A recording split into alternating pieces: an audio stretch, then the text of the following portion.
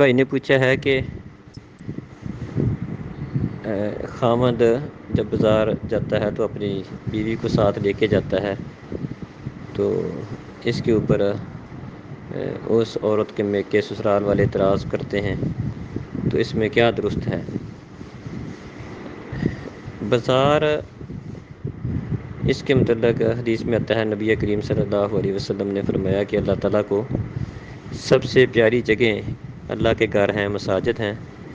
اور ناپسندیدہ جگہیں بازار ہیں۔ تو اسی طرح اللہ تعالیٰ نے عورتوں کو حکم دیا ہے وَقَرْنَ فِي بُيُوتِكُنَّ، کہ عورتیں اپنے گھروں میں ٹھہری رہیں، تو اگر انہیں ضرورت کے لیے باہر جانا پڑے تو بناؤ سنگار کر کے، جاہلیت کے بناؤ سنگار کی طرح نہ جائیں، پردہ کر کے بڑی چادر لے کر باہر جائیں۔ تو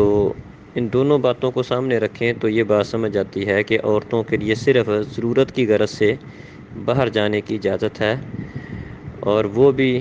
با پردہ ہو کر، بلا ضرورت بالخصوص بازاروں میں جانا، بازاروں میں پھرنا یہ درست نہیں ہے، اور یہ بازار اچھی جگہ نہیں ہے۔ تو اگر تو کام ایسا ہے جس میں عورت کا جانا ضروری ہے تو پھر تو عورت کو خاوند لے جائے۔ اگر اس کے بغیر بات بنتی ہے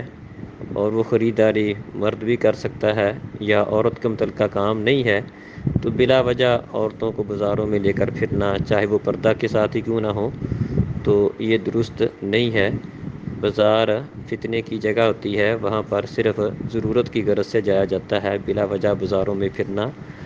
یہ درست نہیں ہے، کیونکہ بازار ناپسندیدہ جگہ ان کو کہا گیا ہے۔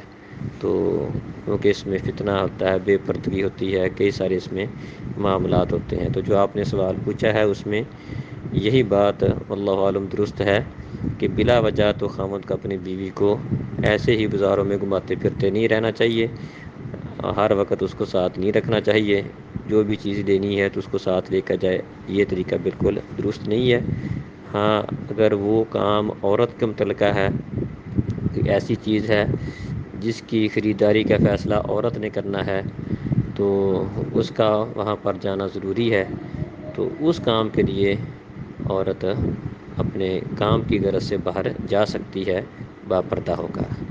السلام علیکم۔